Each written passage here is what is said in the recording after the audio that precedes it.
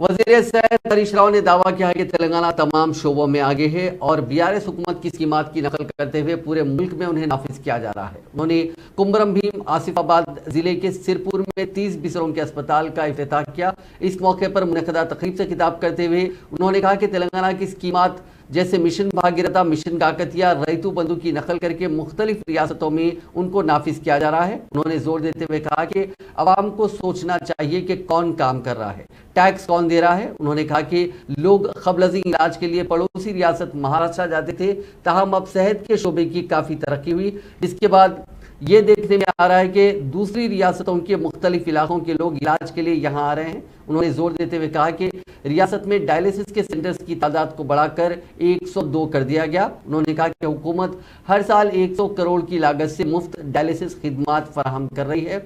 आज एक और प्रोग्राम से खिताब करते हुए हरीश राव ने कहा कि तेलंगाना हुकूमत किसी भी कोरोना सूरत हाल का सामना करने के लिए तैयार है, लोगों को डरने की ज़रूरत नहीं है। उन्होंने कहा कि लोगों की हिफाजत के लिए हुकूमत पूरी तरह तैयार है।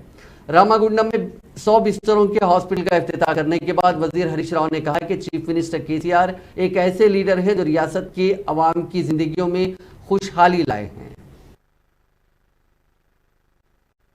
రామగుండం మెడికల్ కాలేజీని సింగరేణి సంస్థ తరఫునే రాష్ట్ర ప్రభుత్వము సింగరేణి కలిపి కడతా ఉన్నాం.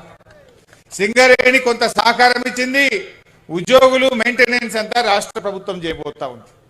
అయితే మీకు ముఖ్యమంత్రి గారు మాకు ఆదేశం ఇచ్చింది, సీఎం గారు కార్మికుల పక్షాన కార్మికుల కోసం ఎంత చేసిండో మీకు తెలియందేం కాదు.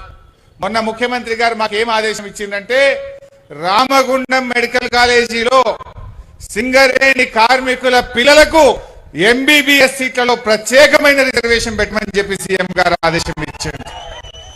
సో మీకు మీ పిల్లలు డాక్టర్లు కావాలి, మా కార్మికుల పిల్లలు కార్మికులు కాదు, మా కార్మికుల పిల్లలు డాక్టర్లు కావాలి అని చెప్పి రామగుండంలో పెట్టే సింగరేణి రాష్ట్ర ప్రభుత్వ మెడికల్ కాలేజీల్లో